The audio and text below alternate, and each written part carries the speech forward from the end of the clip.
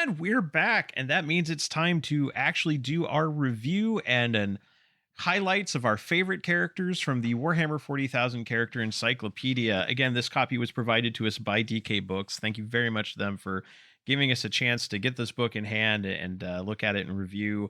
They didn't put any restrictions on what we say about it, so this is not a paid review in any way. They didn't put any, like they said, you can say whatever you want.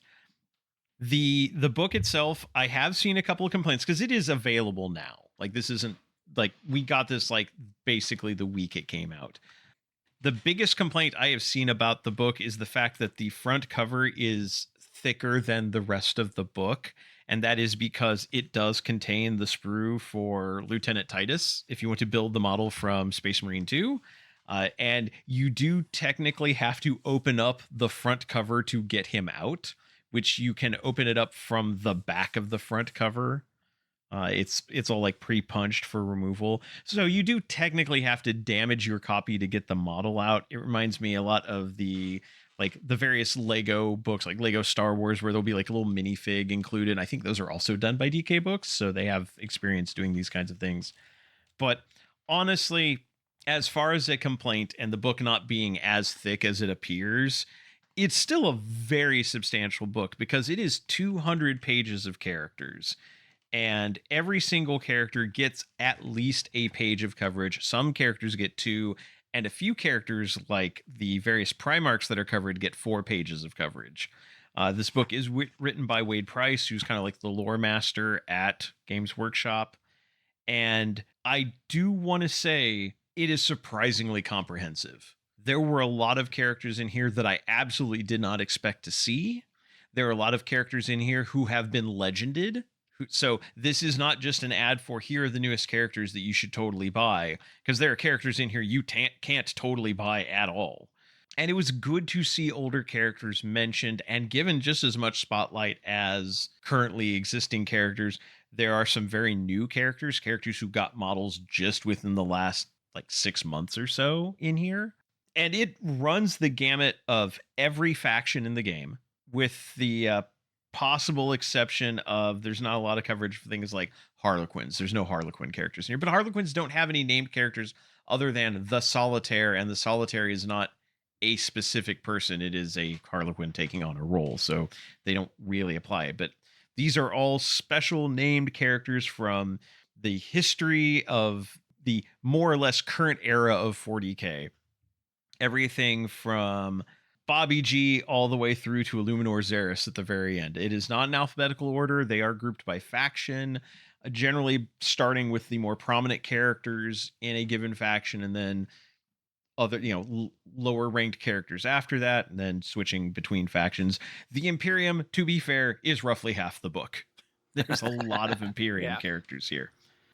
They do introduce a very basic timeline, which takes you from all the way from the Rise of the Old Ones and the War in Heaven up to Era Indomitus. To give you an idea of how much history is here, the Horus Heresy is halfway through the timeline.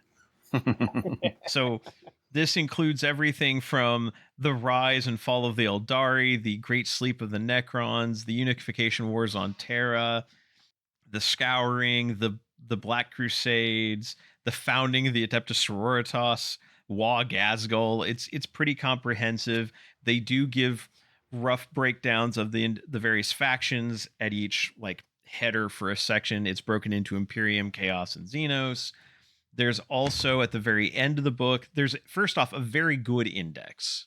There's a very solid index, a 2-page pronunciation guide, which will let you know whether you've been pronouncing Rabute Gilliman or Bobby G. Cave and Shry.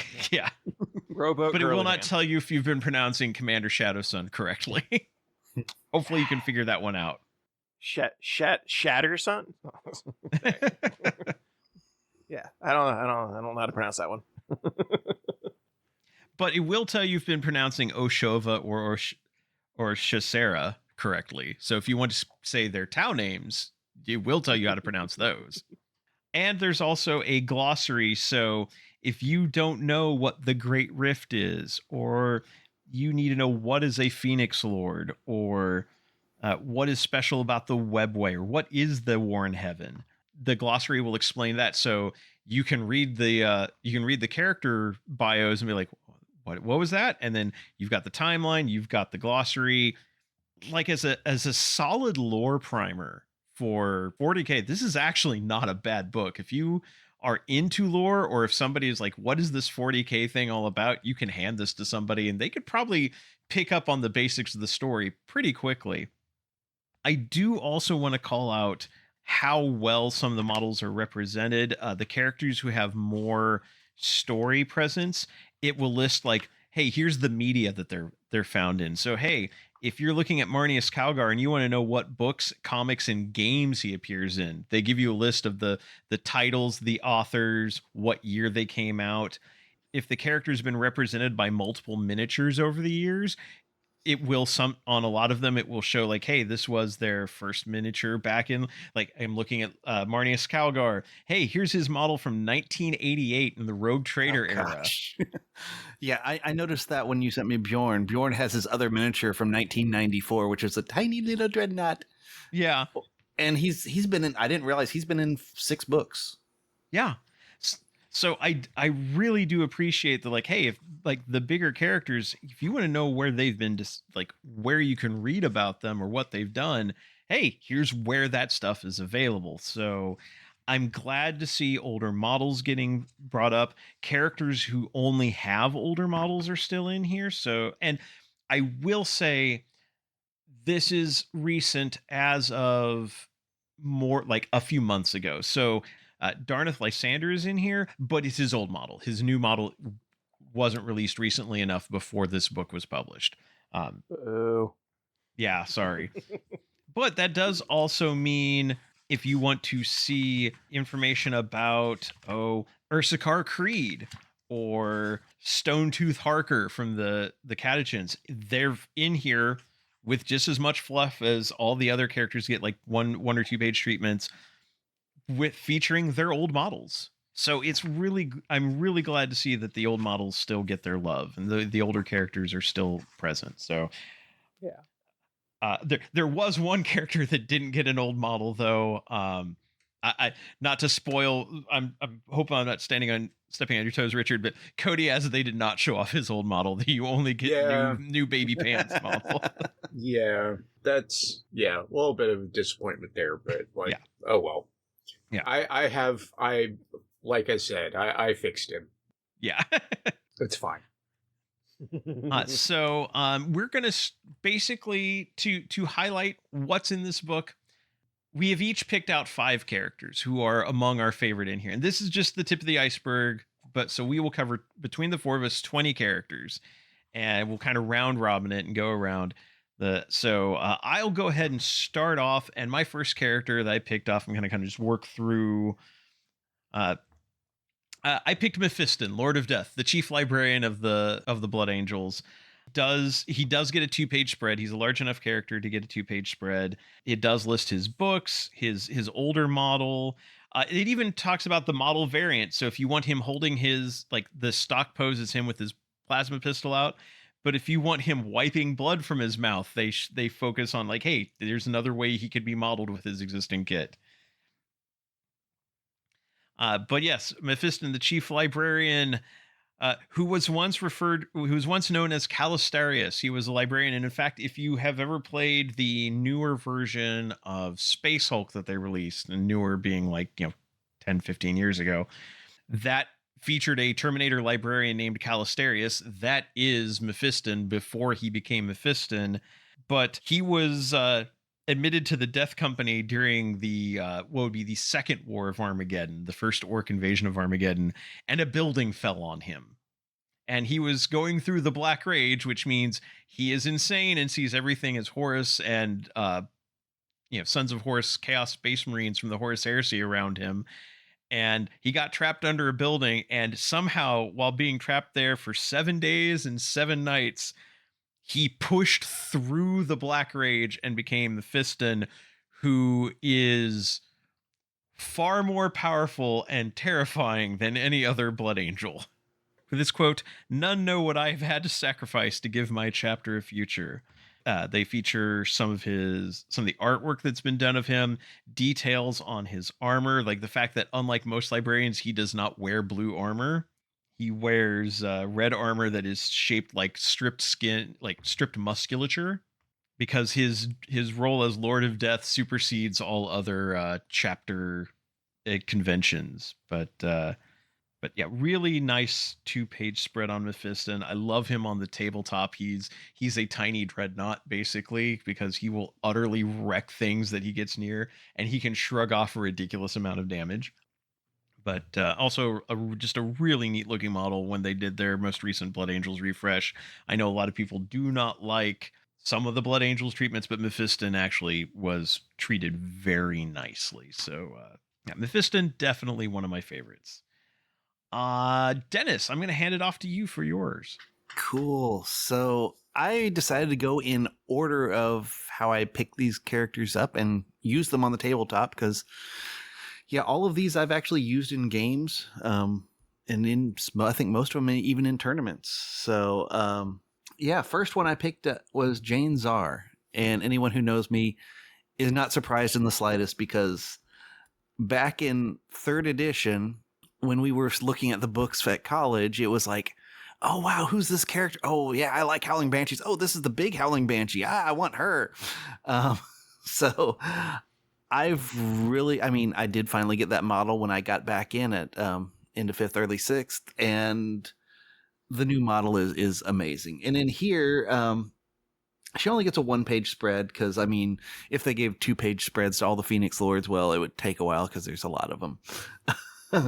I do like in here, like you mentioned, like they highlight the war gear and equipment on the people. So kind of, you will see that in like the codex, they'll highlight it, but here they kind of have lines pointing to where it is, like talking about her Terra's Lament, which is the mask that she wears. Blade of Destruction is her weapon.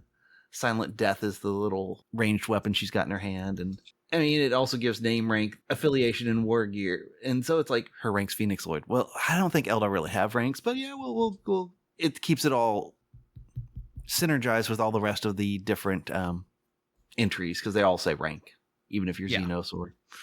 But yeah, she was the first of Asherman's students and became the second Phoenix Lord after Asherman when he needed that. And she leads the Howling Banshees. And yeah, good artwork, good. The model's beautiful, and yeah, there's 1 page that just makes not much to say. But even in that 1 page, as you pointed out, you get a lot of information that you might not just get from like a quick codex read, like pointing out like the individual pieces of war gear, and even like just a little commentary. Like they point at the fact that her fighting style is very acrobatic, pointing out the fact that she's basically mid-leap on that model. True. Because again, GW spits in the eyes of physics when it comes to sculpting models these days. Yeah. Kevin, you're up next. All right. Well, so it's kind of funny because I was looking at models that I just thought were cool, and it's like, oh, we were talking about like, oh, I've used this. This is a model that I have not used, because while there is a model, there are no rules for this model, and this model is not available anymore, but it is currently in here, which is very cool. But Azarak the Annihilator, Chaos Terminator Champion. This was the, I think, year 2 Warhammer Plus model. The model's great. It is almost 100% based off of like this old artwork, which they have shown in here as well. They even talk about how they painted the example model, like using non-metallic metals to like make it look the way the artwork looks. It's just a really cool representation of an older era of 40K, like, you know, great version of taking this piece of artwork and translating it into a model. Kind of like what with Mephiston, the blood wiping away thing is like based off of like an old like 2nd or 3rd edition piece of art. So it's just really cool when they translate that stuff directly. But yeah, Azarak is a Terminator champion. He's dedicated to Khorne. He's a world leader. He's got all of the trophy, spikes and the trophy spikes and skulls and everything that you would expect on a Chaos Terminator. And they talk about his exploits at the Orion Gate and firing the Iron Warriors because, Chaos loves fighting the Imperium almost as much as they love fighting Chaos. Yeah. But yeah, just a cool model. Cool that they included him in here because this isn't a widely available model. It's a model with no rules, but he's still a cool character, and it represents the faction that doesn't have a lot of named characters. So Yeah, just very cool. Yeah. And I do like the fact that, they did represent this character who they just did because, well, we did this artwork of him 30 years ago in the second edition Chaos Codex, and we did a special model, but hey, he's still a character and he's got a backstory, so let's put him in. Yeah. Richard, I think we'll hand it off to you next for your first character. So I'll start off with the Giga Chad himself. Lord Kaldor Drago, Supreme Grand Master of the Grey Knights. Yeah. He is he was fighting a demon prince named Makar, and in that fight got sucked into a warp rift and has been basically trapped in the warp ever since, only occasionally randomly popping out to help Grey Knights at large warp incursions. He's got a big old storm shield that's got his matching heraldry of his back banner, and the Titan sword, which is one of the most powerful of the Grey Knight weapons. I was really surprised they left out his warp dust addiction, but I don't know. That may not be. That may not be 100% canon. I think. Well, didn't you say everything is canon? Well, and yet it's Mephiston wiping his nose clean from that blood addiction he has. All right, so moving on to my second character, I'm going to jump around a little bit in order because I am going to also go chaos here and bring up Lucius the Eternal. I almost picked Fulgrim, and mostly because I haven't used Fulgrim yet, although again, this is featuring the newest Fulgrim model from earlier this year, and just a really nice spread, and it did cover his other miniatures, including his original Primarch version and the Fulgrim Transfigured. But I'm not here to talk about Fulgrim. I'm here to talk about Lucius the Eternal, his greatest fail son. Yeah, you're not wrong. And again, they do feature his other miniatures, including, and they show them in chronological order, not of storyline, but of being released. So 2006, the original Lucius model, which I have and I've painted up. I have the new one that I'm working on. But then in 2022, the Captain Lucius Horus Heresy era model is featured. But Lucius really came of his own after the Horus Heresy. He basically has the Sword of Lair, the Blade of Lair, which is the sword that corrupted Fulgrim. And then when Demon Prince Fulgrim decided he didn't need it, Lucius took up the blade. They do mention that he has a rack of stim drugs, and in a crossover with the last Codex review, that is a Comorite stim rack filled with noxious chemicals brewed by Drukhari homunculi. So he's been doing business with the Drukhari to get his drug addiction solved, or at least to get his fix. Lucius is a favorite champion Slaanesh. He spent many millennia testing his abilities against the greatest opponents. On the incredibly rare occasions when Lucius is bested, the champion is reborn in the body of his killer. All that remains of the presumptuous victor is a screaming face trapped on his armor. So is it that Lucius can never die, but neither can he receive any satisfaction because the people, he can never get a second chance to fight them. They will always have fought him, and there's always a reminder of the people who fought him or who beat him on his armor. So he's constantly reminded of when he's failed, and why, because it makes Slaanesh laugh to do it. Slaanesh does it because Slaanesh is a dick. That is pretty funny. Yeah. They discuss the warband that he leads called the Faultless, which are the remnants of his former company during the Horus Heresy. And they show all the various details of the lash that's on him. They mention what the lash is made of. It's made of the prehensile tongues of 3 fiends of Slaanesh he hunted down. His combat drugs, he uses Bile Stim, Tearfus, and Serpentin, which Serpentin was one of the ones that we saw in the Witch detachment for Drukhari. So again, everything kind of ties together universe-wise. And they do also mention all the books he shows up in. So if you want to see Lucius before he went completely chaos, he's mentioned in Horus Rising, and he's present in Galaxy in Flames. You definitely plays a big role in the Fulgrim novel and in Angel Exterminatus. And then they even mentioned the audiobooks he's in and the animation that he's in for Warhammer Plus. So it's a pretty comprehensive this is all from 2 pages. This is a 2-page spread, and they give you a lot of little bits and pieces of lore on him. So, and Lucius, at least in the past, I have not yet played with the new version, but old Lucius is an absolute terror on the tabletop. So we'll see what new Lucius, the one leader who has a leader ability that is actively worse if he's attached to a unit. That's getting back to that 10th edition. I don't always think the execution is perfect with the new leader abilities, but that is my second character, Lucius the Eternal. Dennis, back to you for your number 2. Okay, well, keep us in Slaanesh then, because after I started Eldar, I got into Dark Eldar and Slaanesh were my first 3 armies, and this was purely Slaanesh demons.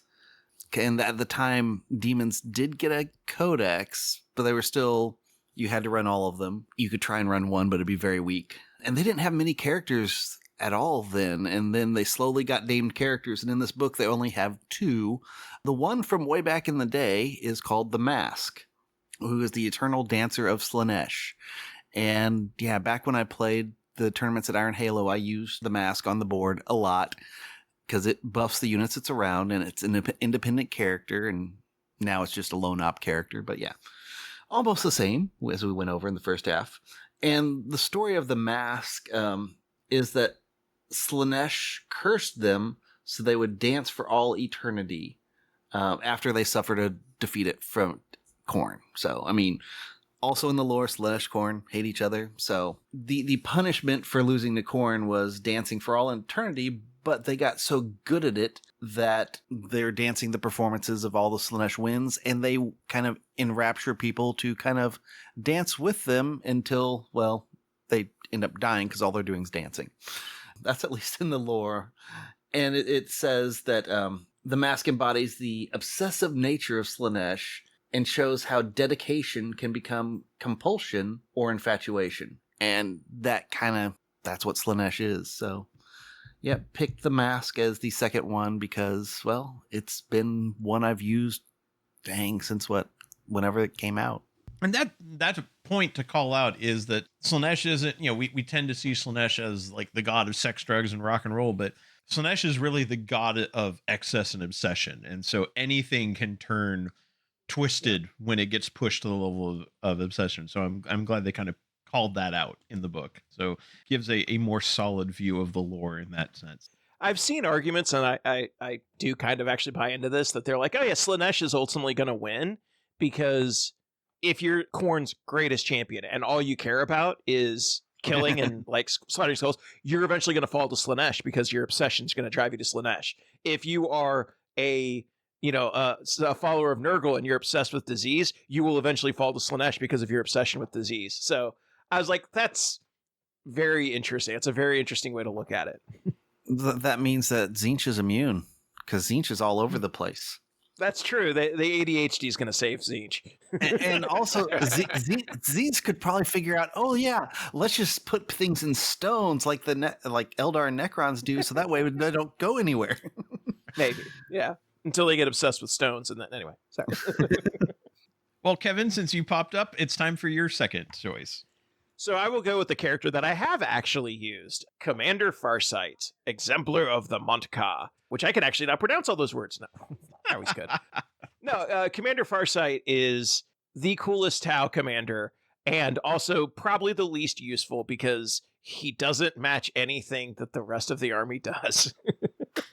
But he is, he's the breakaway leader of the Farsight Enclaves. He basically was able to break the Ethereal's mind control and like start this renegade faction of Tau. He loves melee, so he has a giant, mysterious, soul-sucking sword called the Dawnblade, which extends his own life. And it's really great because in some of the books and stuff, they haven't like officially like confirmed or know exactly what it is, and it was a big mystery for like 20 years until they sort of confirmed what it was. But he realized this, like, yeah, when I kill people with this, I get younger. I don't like this. I'm not going to use the sword anymore. Because he's like, I don't know what this is. This ain't right. And then, of course, you have to like find ways to convolute ways of like, well, he has to use it. Now he has to go fight and he has to use it this time. So yeah, he doesn't like what he does, which I thought was a very interesting thing. It shows the new model, and the new model is absolutely gorgeous. Yeah. He has a custom XV86 Supernova battlesuit, which is just freaking awesome. I love that most times when they upgrade Tau models and like replace the old plastic model, they will change something about it and then like, yeah, this is a new version of the suit. That's just such a cool evolution of the models, like they did it with the stealth suits, with the X15 and then the X25s and now the X26s and the new Kill Team box. It's just really cool. Yeah, Farsight's just a cool character. He is a way to present the Tau in a different light because he's not part of the Tau Empire officially, but he'll still help out and he's still part of that race. But he's considered a traitor, so it creates some of that internal conflict within the Tau. So they're not just the wholesale good guys of 40K. It shines kind of a darker, grimdark spotlight on the Tau Empire in general, and he's just a cool character. Who's been in a lot of books. Like they list out all the different books that he's been in, and some great artwork for Farsight. So he's a cool character. The only thing they didn't mention is they did not mention that time that he and a bunch of his followers fell to the worship of corn. But I assume that's going to come out in a future campaign book. So You mean a future Kevin fanfic? I can excuse that because they haven't got to that grand narrative yet. So it's future lore. Well, Richard, who's your second character? My second character, I'm gonna go with Typhus, host of the Destroyer Hive. He's a champion of Nurgle. Originally was Callus Typhon on the death world of Barbarous, and joined Mortarion and his uprising against the planet's rulers, and became the first captain of the Death Guard.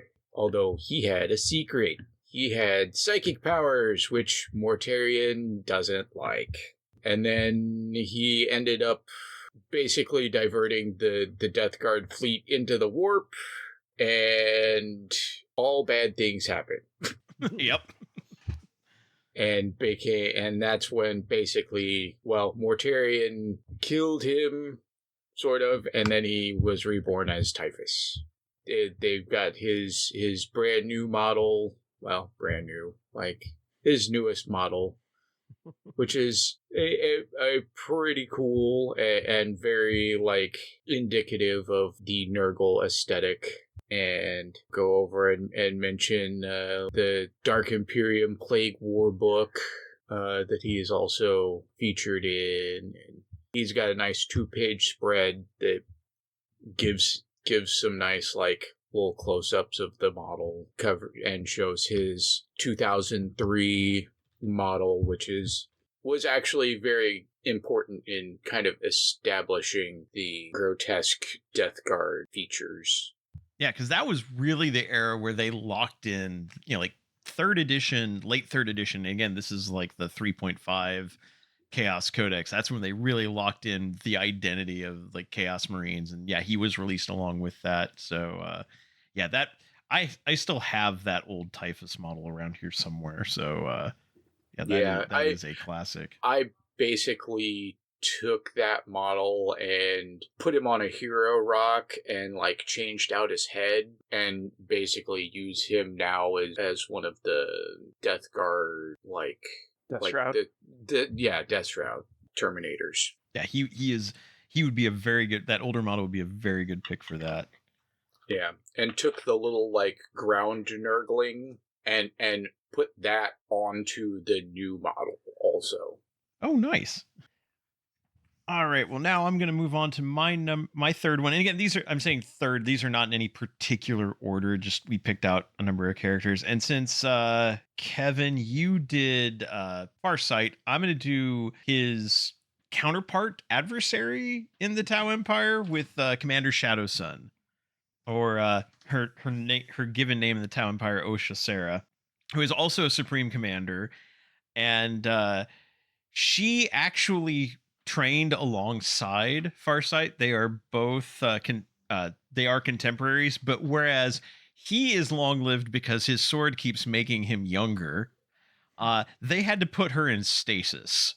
They basically like, okay, yeah, she's really good. We'll send Farsight off to do stuff, and we're going to put her on ice until we need, and in case we need another one of Pure Tide students to break out. And she has a very different fighting style than he does. First off, she is also completely loyal to the Tau Empire and the greater good in a way that Farsight is not. Although Farsight, to be fair, didn't break away because he just decided to turn traitor. It's that all of the ethereals that were with him were killed on a planet, and then suddenly whatever the magic ethereal juice was that made Tau loyal to the ethereals just wasn't there anymore. He's like, wait a minute, we don't need them anymore. She's still totally hopped up on the ethereal juice. Rather than having an XV86 supernova suit, she has a XV22 stalker battle suit, which is far more like a souped up stealth suit, complete with having a pair of fusion blasters on her arms. So rather than using a sword, she'll just burn you to death with melta weapons. It's very similar. Yeah. Similar. And basically they kept her on ice, and they're like, oh yeah, Farsight's gone bad for us. Let's thaw her out and use her. And if I remember right from other books, they do put her back into stasis when they're not using her, so to keep her relatively young, because Tau don't have, huge lifespans. They have like what we'd consider vaguely normal humanish lifespans. So Tau Winter Soldier. Got it. Yeah, pretty much. Kind of. Yeah. And whereas he is the exemplar of the Monk-Ka, which is the killing blow style of fighting, she is the exemplar of the Kalyan strategy, which is the art of the patient hunter, which is setting traps, luring your enemy into bad positions, and then pouncing them once they are, where you want them. And in fact, she killed the previous chapter master of the Raven Guard before Kason Strike became chapter master. So no love lost between her and the Imperium. Model wise, they don't show her old model. I have both, but her new model is fantastic. And another one that has multiple modes, because you can either have her, helmet off and with her hugely long ponytail drifting in the wind, or you can have her like with the full battlesuit helmet, stealth style. So yeah, basically she's sneaky. She in the game, she's got lone op and stealth. Farsight is more the kind to get work done himself. She tends to buff up her forces and then come in when needed. And she, like I said, completely on board with the entire greater good thing. Her quote is, "To follow any path other than the Tau Va is to doom us all. Only together and with courage and discipline shall we stand victorious. Fight with fire and courage, and nothing can stand against us." We'll see how well that works against the threats of the rest of the galaxy, but you gotta love the spirit at least. Dennis, I think we're on your number 3. Sure, and I'm still going in order of timeline. Do you guys remember Formations? Oh God, the worst part of 7th edition. Well, back, I think it was a December of some time, one year, they all blend together. But we were recording in the basement of the house I had in Kansas City, and we were talking about things, and GW was selling like formation. I mean, they weren't boxes. They were just, you could buy all the models of a formation at a discount. And so while we were recording that night, I went ahead and bought our Jack Rockfist and his Terminator buddies, because I didn't have many Terminators in Space Wolves, and I wanted to make them my Terminator army. And here's a character that buffs Terminators. And we also made fun of him at the time because we called him Thor, because he has a hammer he can throw and it comes back to him, which is actually called Faux Hammer. And it's got lots of runes and everything on it. And yeah, he was a great bodyguard for Logan Grimnar. And the thing I didn't know about him, because, well, I didn't know much lore about him because they don't say much, is he was a blacksmith originally. And then he became an Iron Priest. And then he became one of Logan Grimnar's bodyguards. And so And once again, like you said about the model, I've got both the old and the new models. And the old model kind of had him throwing the hammer. New model has two poses where you can have him look like he's throwing it, or you can just have him with it up close, which I prefer for... One, I like the looks better and it's more balanced. And two, it goes into foam and storage a lot easier that way. But Fair. yeah, because it said like he's known for placing the lives of his battle brothers above his own. And that was a trait that Grimnar really liked to make him part of his personal bodyguard. So yeah, Arjak Rockfist, the Anvil of Fenris. Kevin, you're number 3. So one of the complaints about this book was that I was like, man, there are just way too many Space Marine characters, and like I don't like that much focus on like Imperium and Space Marines. So we're going to talk about a Space Marine character because, yeah, they're just interesting. Like I get it actually. Pedro Cantor. A couple of reasons I want to talk about him because Crimson Fists usually don't get much attention, and like it is interesting to see them give out characters to non-first founding chapters, and you know. Pedro Cantor for a while was like very useful, was very good in game. You know, if you were playing Imperial Fists or, you know, Crimson Fists, like you would see him pop up every now and then. He's just a good model. It's like he has a really cool model and he's got a lot of good history. He doesn't date all the way back to Rogue Trader, but he made his bones at the Battle of Rindsworld, which is like the very first battle report to exist in 40K. Like it's in the Rogue Trader rulebook, you know, fighting off orcs, which I like. Everyone likes fighting off orcs. Like Farsight made his bones fighting orcs as well. So even orcs like fighting off orcs. Exactly. Yeah. It's just, you know, everyone likes fighting orcs. They're good.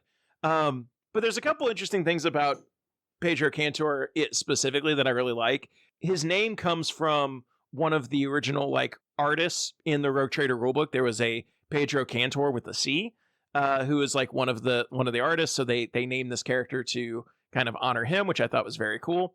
The other thing that I love about it is just a little bit of history that I just personally find hilarious. Because during the Battle of Rindsworld, a missile misfired and blew up the Crimson Fist Fortress Monastery, and they lost like a lot of their records, they lost a lot of their warriors, and they had to kind of rebuild the chapter.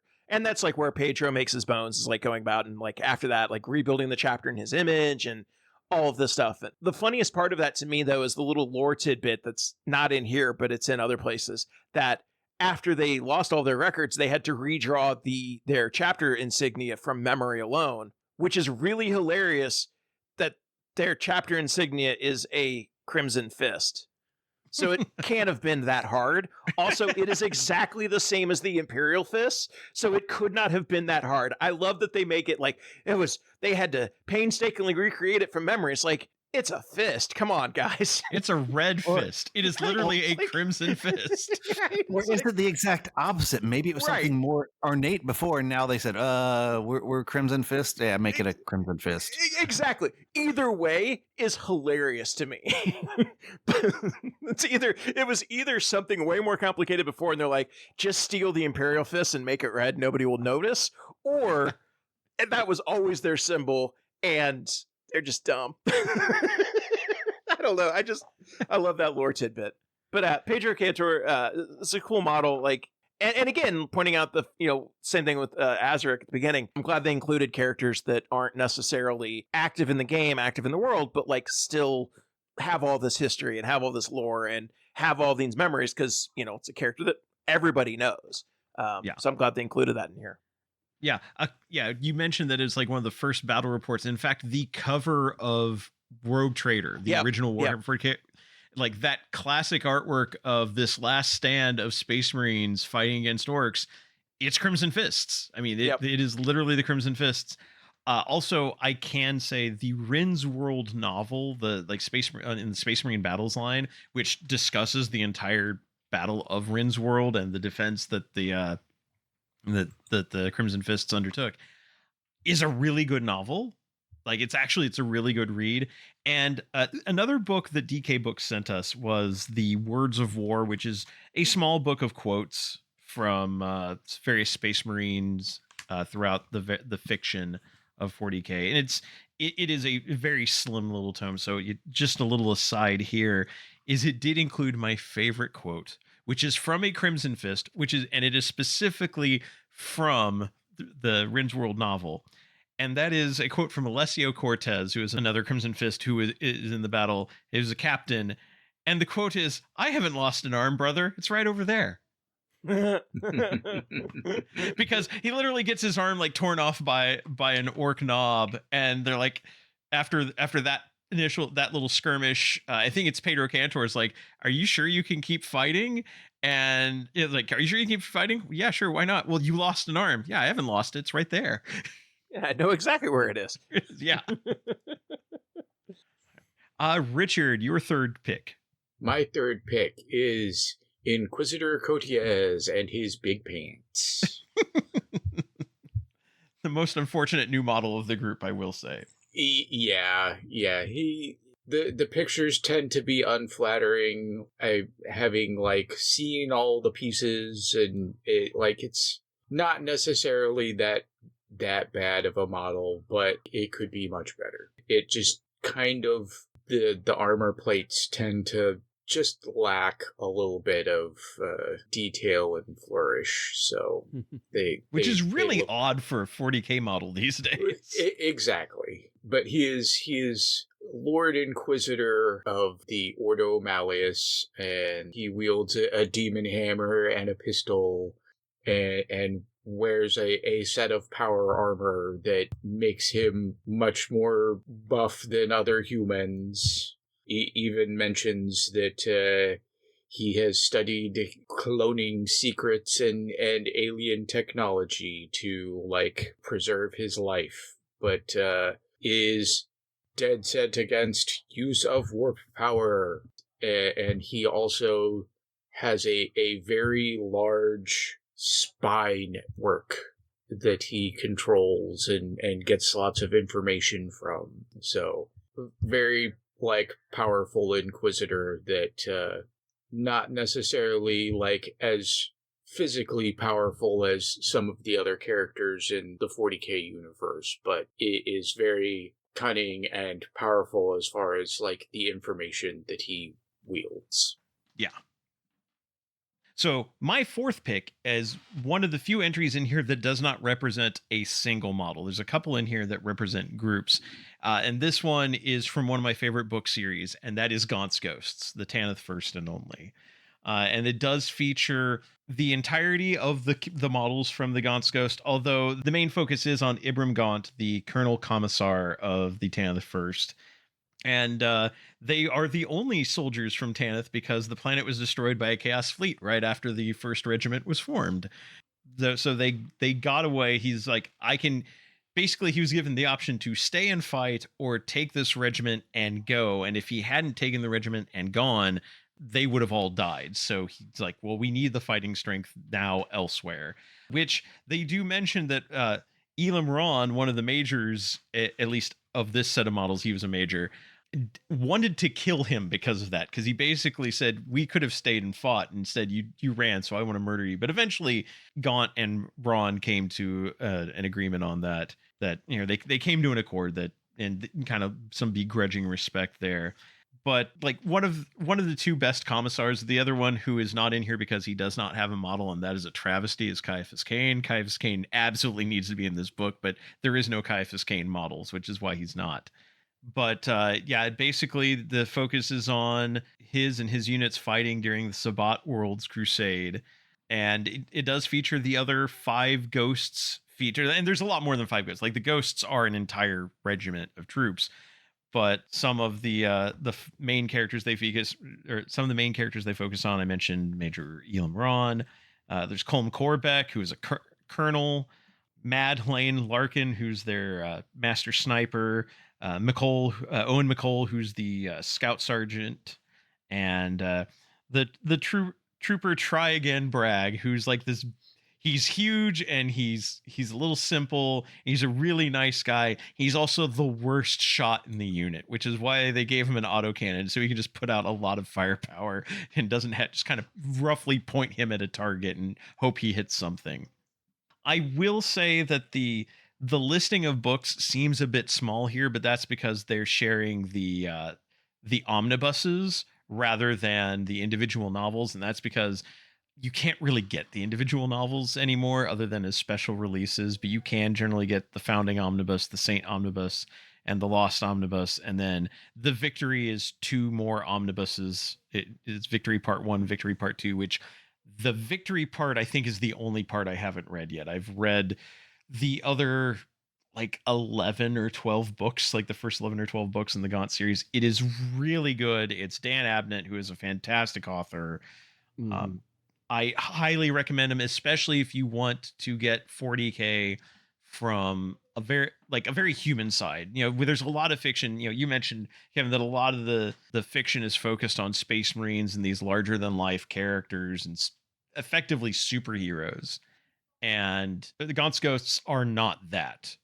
They are normal soldiers. And the books that they're dealing with very human character interactions, but they're very good reads. And there's all kinds of different stories. Like, do you want a book on trench warfare? Do you want a book on like airborne drops? Do you want a book that includes tank battles, a fighting retreat up to a mountain, sending a group behind enemy lines when the enemy is chaos and everything is tainted? There's a book for that somewhere in the Gaunt's Ghost series. So it's a highly recommended series. They do feature his first model from 2002, which, I mean, the Gaunt's Ghost novels have been going for over 20 years. But yeah, the very first model they did of him looks a lot different than the newer plastic, but they're really solid models. And they mentioned that his chainsword is a gift from his mentor. He wears a camo cloak that all the Tanith wear. He's got a straight silver war knife, which all the Gaunt's Ghosts have. He has the old big commissar hat, which is nice. He's got the big high peaked commissar hat. That, forget the newer commissar with his little bitty cap. No, I want big hats on my commissars. Dennis, you're next.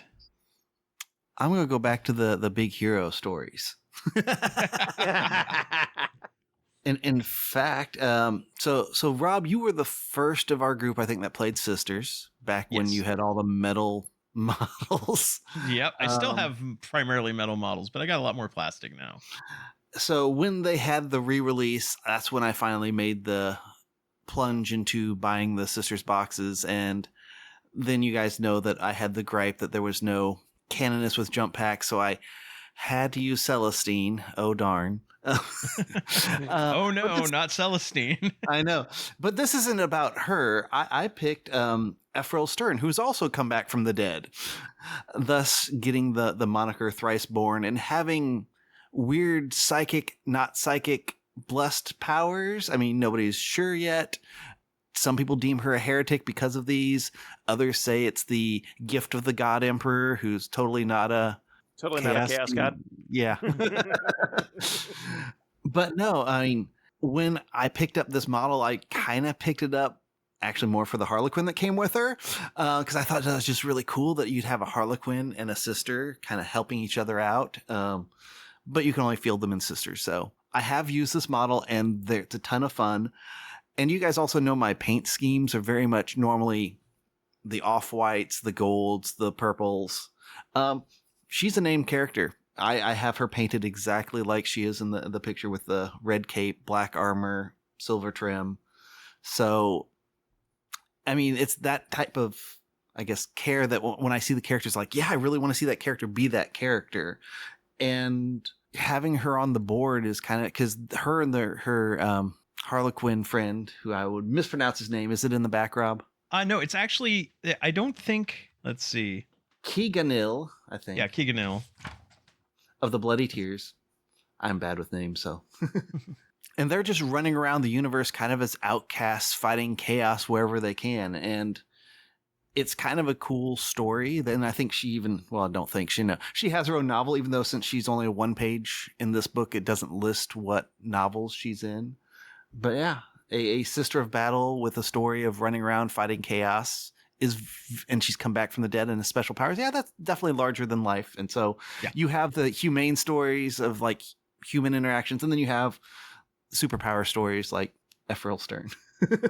And the thing about Ephrael Stern is, like, she's from an old storyline, because like the original Demonifuge book was from like it was I want to say the comic? It was like a graphic novel. Because Graphic when they released the model, it was for the 20th edition re-release of the graphic novel.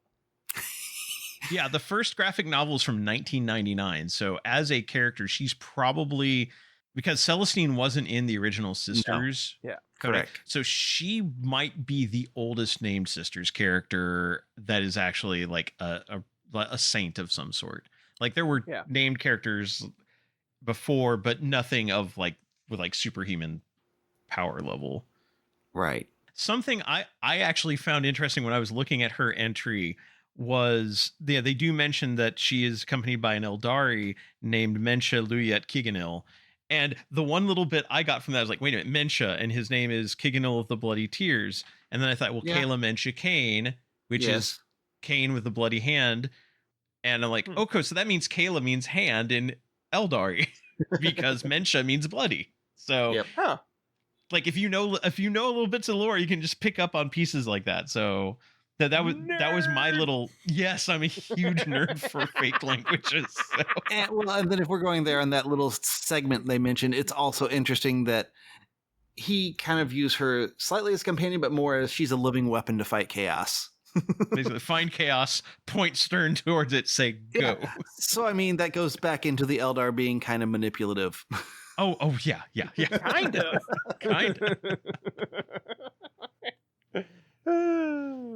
All right, Kevin, who's your fourth? Yeah, so my next one is Lord Marshal Dreer. So Pedro Cantor is one of the older models that isn't really in the game. This is one of the newer models out of all of this. He is the commander, Lord Marshal of the Death Corps of Krieg. So they've got it's such a cool model. Like they've got like good close-ups of him like riding his genetically engineered steed with the weird like claws and the horse gas mask, which as an aside, when the original Forge World Death Corps Krieg came out and everyone's like, oh my gosh, they had to give these horses gas masks, that's so inhumane. Nah, it turns out they're genetically engineered, it's fine. They're not real horses, it's fine. Yeah, just, cool to see a new character and like a new iteration of the fluff like in here and have just as much detail as all of the other ones, because they go and they talk about his history with the Death Corps of Krieg and what his personality's like, where it's like, he's stoic, but he's, and he's willing to die, but he's not suicidal, and definitely fanatic and knows kind of, have that grim resignation that the Death Corps of Krieg all have, but kind of do a really good job of explaining like why he would be, such a good commander and like why he's risen the ranks the way he has. So a little bit I liked on that is in the up close section on him. They talked about like how his uniform, like, Krieger usually think of like fighting the mud and dirt, and his uniform is pristine. Yeah. And he keeps his horse pristine. And also we tend to think of Imperial Guard leaders as being like butchers that'll just throw life away to get whatever needs to be done. But he mentions while Dreer has overseen the deaths of soldiers on a colossal scale without remorse, he is oddly attached to his mount, ordering the regimental Trojans to repair it each time it is injured, so it may bear him back to battle once again rather than accepting a replacement. Now, keep in mind, this thing doesn't have a name; it has a code number. That's just such a good detail of like what Kriegers value, like what they think is important, and like human death, whatever. This genetically engineered horse is, you were gonna get it back, you were gonna fix it because I'm gonna ride it into battle next time. It's just so weird. Yeah. But it's great. And like I said, I think it's a good example of how like newer characters can have just as much background and just as much lore and just as much character as the older iterations of the characters and older stuff from this book. So like I said, it's a really good the artwork's just amazing because the model's awesome, but really good example of how these new characters are done just as well as like the old characters in this book. So oh yeah, absolutely. Richard, your number 4. Number 4 is a little unique in that they are not a very specific character, and that is the Death Leaper.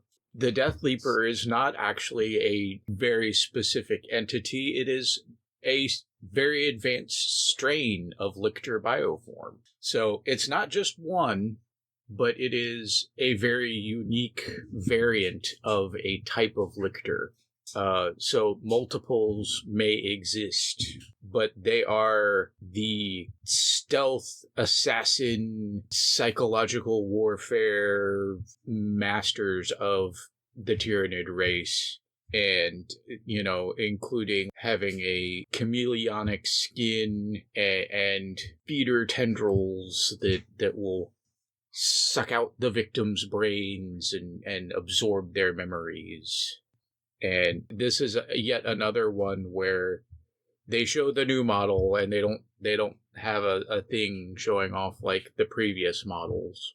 But yeah, it's a very cool model. Yeah, that new Death Leaper is a huge glow up from the old one. Yes. So I did always find like the fact that he grew a cape kind of weird. That's like it's functional. They even call it out like it's a cloak of chameleonic skin, but it's like, dude, why do you have a cape? Why are you looking so edgelordy now? Dramatic.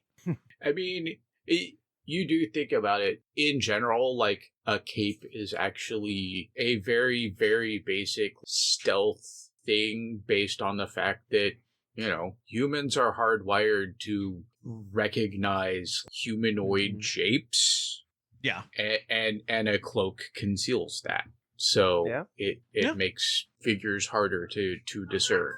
Yeah. No, it's totally functional. It's just weird to see on a on an extremely alien life form like that. But then if it's one that's been built as like an infiltrator that can absorb memories, and those memories have probably been piped into the hive mind, so it's aware of them, it makes sense. It's just kind of like shocking when you see it the first time. It's like, oh, he has a cape now. Yeah. I mean, it's not really much different than, forming membranes to make wings. True. So my final character is one who has wings, but not membranes on wings. This is the newest named character I've actually painted, and I used him in a game just a couple of days ago. And that is probably the newest chaos villain in the book, Vashtor the Archifane, Master of the Soul Forges, who is a demon prince, but not a demon prince in the sense of, as far as we know, that it was, a person who made a deal with chaos and, rose to demon princehood. But this is more just like a concept that became sentient. And because Vashtor is formed around the mortal desire to invent and create without any sense of morality. So if you are a mad scientist or someone who is just like decided coulda, not shoulda when you're developing your technology, you've been doing the work of Vashtor the Archifane. And he doesn't owe allegiance to any of the Chaos Gods. He is not a piece of Slanesh or Khorne or Nurgle or Tzeentch. He is his own thing, and he is basically the arms dealer of the Chaos Demon forces. And so, like, do you want demon engines? He'll make them for you. Do you need some sort of weird twisted bit of technology? Vashtor's the one to call. And something I don't think they mention in here quite so much is that Vashtor will make deals. And unlike most deals that you get with demons, these ones aren't necessarily meant to screw you up. He'll give you exactly what he promises you. It's just the deal tends to favor him because they're more like traits. Like, you do this thing for me. Like, I'll give you this stuff so you can do this thing. But when you do the thing, then I get whatever you find. That kind of deal. Yeah, that was the whole thing with the Arcs of Omen. It's like, hey, I'll give you these powerful shifts and you can keep them. Just you have to do something for me first. Yeah. And basically, he works by like when he fights, he warps technology around him. So his hammer, which in the game is like anti-vehicle 4-up, devastating wounds, it spreads technovirus. So vehicles just break down or turn against him. If you shoot at him and you're too close, your weapons get your -1 to hit and they become hazardous because your own weapons will turn against you. His physical form basically grows from flesh and machinery. It's constantly constantly discharging electricity and steam. He's not a fighter primarily, although like most demon princes, he can hold his own pretty well.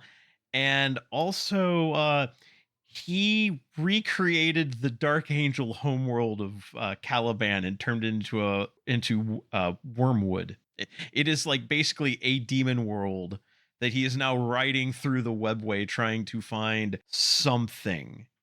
We don't know exactly what he's finding. He's searching for the most powerful weapon in creation. Supposedly he has the key now. That was like the other part of like Arcs of Omen.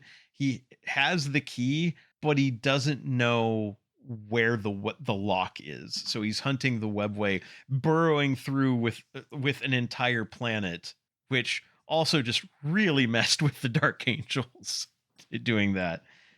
The model is really cool too. Just like this weird whipcord strong like flesh combined with metal. Like when I said his wings all look like these big clockwork wings, and instead of membranes, they're just blades. It is a cool model. The only issue I have with it is it would probably be upscaled a little bit if they redid it right now. Like it's a very good model, but it feels a little bit small compared to like the new Demon Prince and like Primarch models. Compared to the Primarchs, yes, it's definitely smaller than that. It's not too far off of the new Demon Princes. He's a little bit more hunched over, but no, it's a good model. Like this, I'm using him in my Chaos Space Marine army right now, and he's like a really cool character, and it's neat. I think he's one of the first new villains we've had too, which makes him interesting. He adds a facet of chaos that we haven't seen before. The closest thing we've got to it in like Warhammer Fantasy would be like Hashut from like the Chaos Dwarves. Yeah, where he's kind of a god of dark artifice. So yeah, Vastor the Archifane, a cool new addition to the Chaos forces, in that he doesn't fit neatly into any of the existing Chaos buckets. Dennis, what is your number 5? Well, as I'm going in chronological order, it started a couple years ago, I guess, on April 1st. They called you out, man. I know. So yes, we're going with Uthar the Destined, fate wrought by the ancestors, the lone Votann character in here, and the lone Votann character in the Codex. And you talked about anymore. Not anymore. You got buried. Well, okay, yeah, we do have Bury, but Bury, I think, is pre when this was. Yeah. He's not. Yeah, he wasn't in here yet. Right. So yeah, he is was destined from when he left the cloning vats and for greatness. He doesn't know what that greatness is, and I will say when I first got into Votann, this was last edition where you were locked in what faction you were. So he was Greater Thurian League. I was going to play Ymir, and so I couldn't use him because their factions were different. So in the new edition, other than Space Marines, that doesn't matter anymore. So even though he's Greater Thurian and you're not, I can still include him in my army. And it's really neat how they called that out here. They said that though he was birthed in the domains of the Greater Thurian League, his search for his enigmatic duty has seen him journey across the galaxy and fight alongside kin of many other leagues. So, yeah, they even gave him plot reason for why he's joining all the other groups. Just like Bury, who's trying to just go fight Tyranids no matter where he can find them. But yeah. That's a really neat little touch to kind of give like story reason for new mechanics.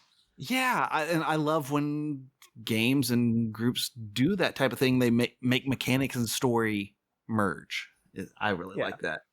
And the model's nice. Unfortunately, or maybe fortunately, he's not a unique model, I'll say it that much. He's the same model as the Call with just a sword and a backpack.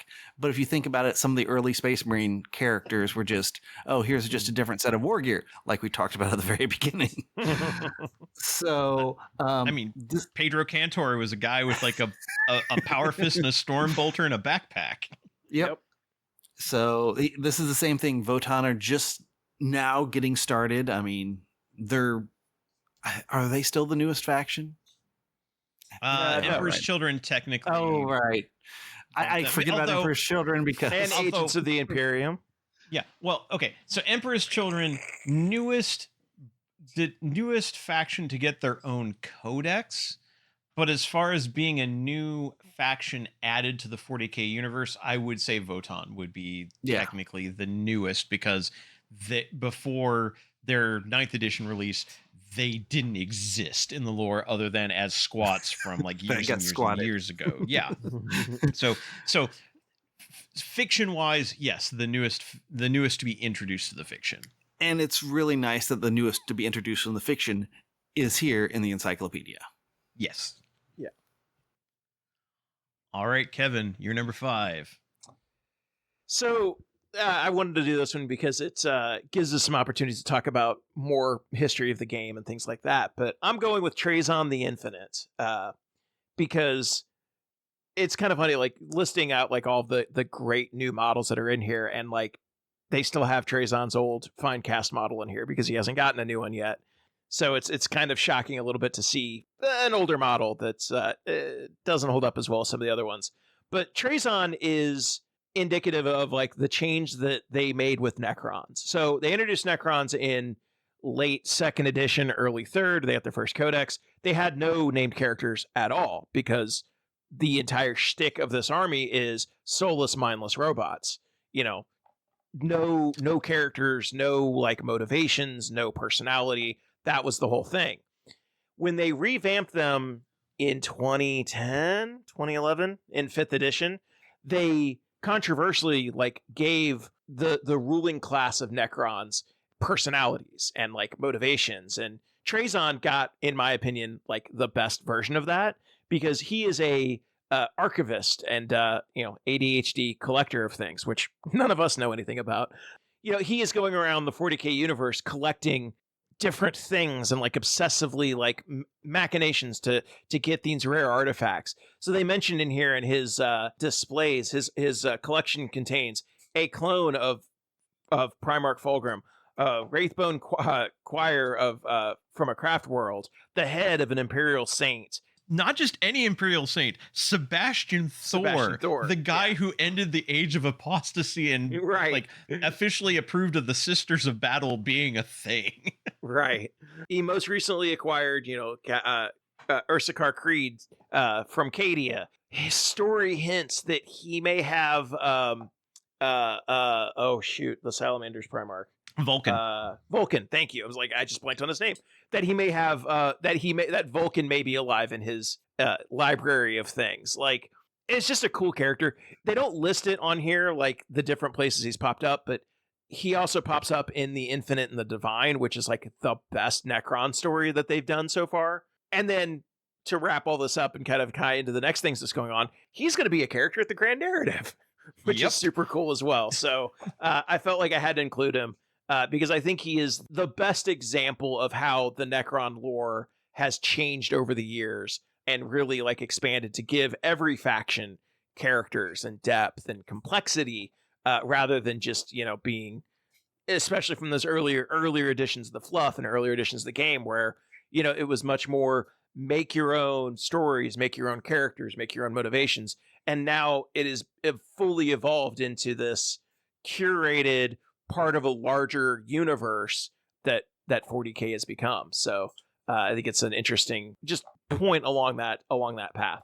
Yeah, and I remember like there was so much outrage at the time when they released that. And people are like, what if I want to play the big, just the massive silver zombies? And the thing was, in the story, it's like that's still allowed. You're just from a tomb world that like woke up, and after millions of years, the leadership has kind of glitched out and they don't have personalities anymore. You can still do that.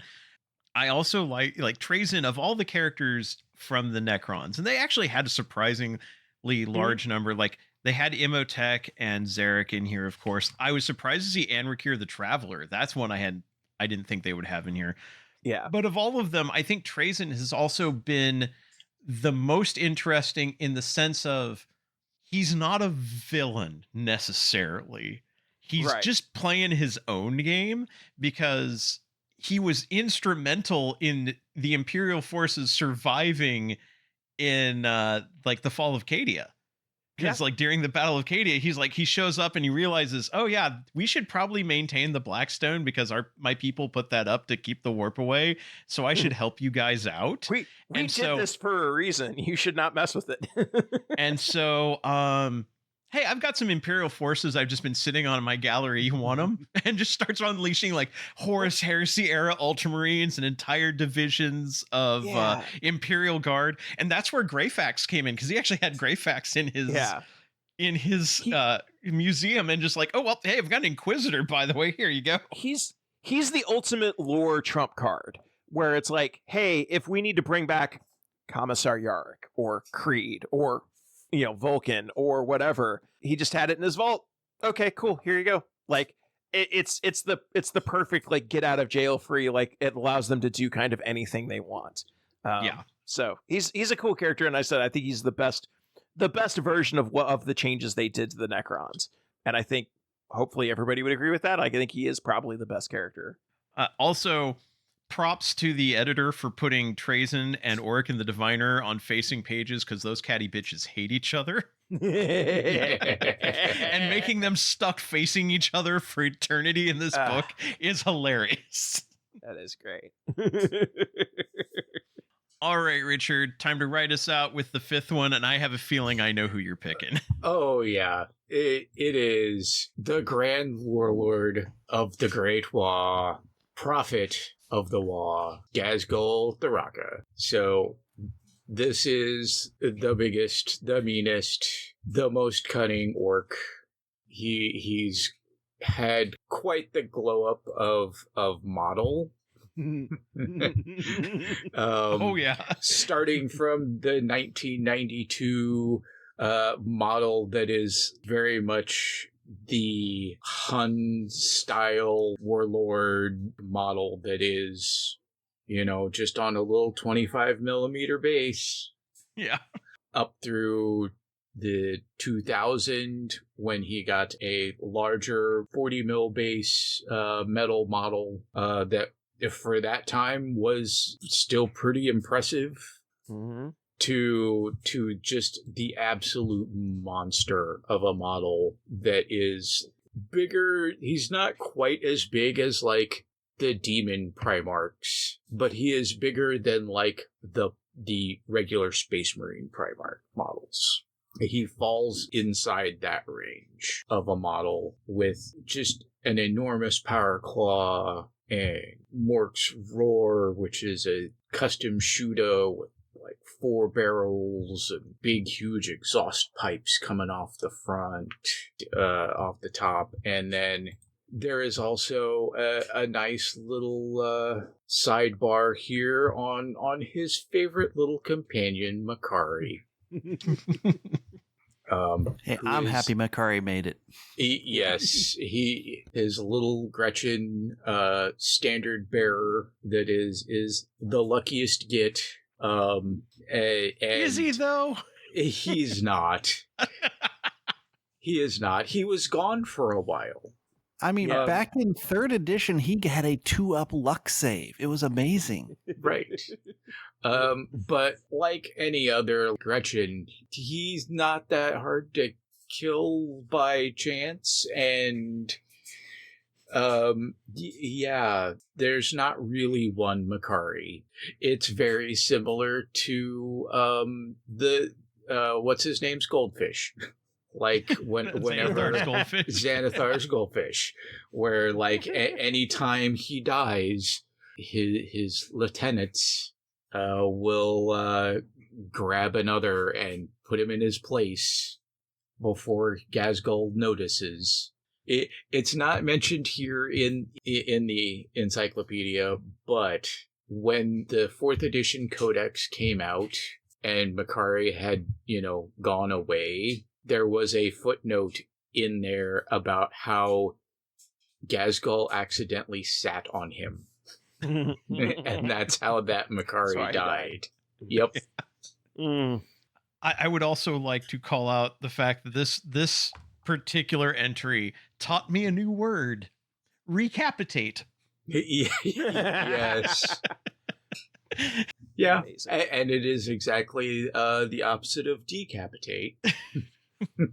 The fact that they put it on a different body is notwithstanding. Yes.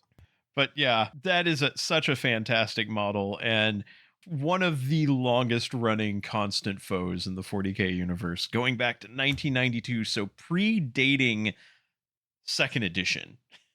Yeah. In fact, there is technically, I'm not sure which codex it is. It may be actually in the like bonus material that came with the 7th edition codex, of like a little page that I have that shows like the original Andy Chambers like conversion that was the original Gazgul, which is very similar to what the second edition model ended up being. Yeah. So yeah, this is we've covered 20 characters from this book. We have scratched the surface. We haven't even talked Primarchs. We haven't talked about the vast majority of Space Marine characters. I think we did like 2 Space Marines, 3 if you count, like if you include Grey Knights. We didn't touch much. We didn't touch the 3 Custodes characters in here. We really barely touched on Chaos with only like 3 or 4 characters. Didn't touch any of the Dark Eldar characters. I mean, who wants to? Well, yeah, fair enough. Yeah. Like I said, we have just scratched the surface of this book. I can honestly say this. I love having lore books like this. I've got a couple of the reprints of like the Index Astartes and the Index Chaos they did a few years ago, and like Index White Dwarf. This is a great add-on. Like, I don't know if I probably won't even bother pulling the Titus model out of here. I'll just kind of leave it intact. But it was surprisingly recent. I was very happy to see like the characters that were in here. And like when I say recent, like the front cover features Angron, Lionel Johnson, and Gazgul. The spine has the new Fuegan model on it, which is phenomenal. The back cover is the new Fulgrim. If you are into lore, or if you know somebody who is into lore, like this is honestly a great book. And it's just a great, like, there are things in here that I did not know about the character. And I haven't even read remotely all of the character entries, but just the extra bits of detail and lore in here. Abaddon, not a Primarch, but he does get a 4-page treatment because he's basically Primarch status. Yeah, there's just a ton of lore about so many characters in here. If you like Karn the Betrayer, there are so many books he appears in. Like, it's half a page long, the list of media he is in. Like that's the thing that I love about this, I think, the most. Like, the character details and like the lore and the pictures of the models are great, but linking you to other places to get more information. Here's other books to read. Here's older versions of the models. That's the stuff that like makes someone who's interested in this and is like just like getting as an intro. That's how you get them in deeper. That's how you like direct them towards other things and get them engrossed in the universe. So yeah, like this is a perfect product. Like this is a perfect intro product. This is the type of stuff to hop back on one of our favorite hobby horses. This is the type of stuff that if they were to make books like this and like make things more available, make things more evergreen products and do like specific faction books like this, you could get into that way and then digitally release points updates, rules, unit entries, and have like a different style of releases rather than putting a lot of this fluff in codexes that, you know, are invalid as soon as they're released. Yeah. Also, price point on this for a hardcover that includes a model, $28. Yeah, that's wild. Yeah. Especially since most models are more than that nowadays. Yeah. Yeah, most character models are like 30, 35. The character is almost just like a nice add-on. But the book itself is just like, I really like it.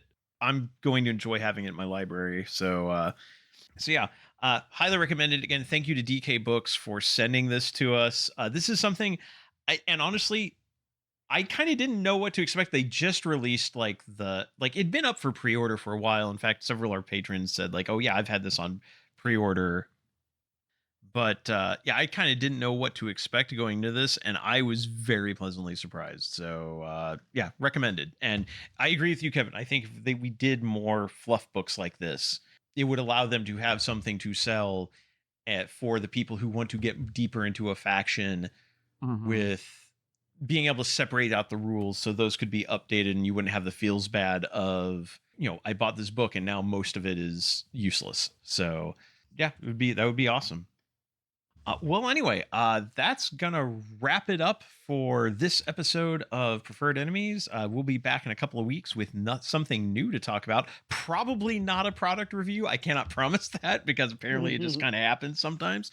But we will be back in a couple of weeks. But until then, from all of us here at Preferred Enemies, I'm your host, Rob. Kevin. Dennis. And Richard. Good night, good gaming, and hey, GW builds good character.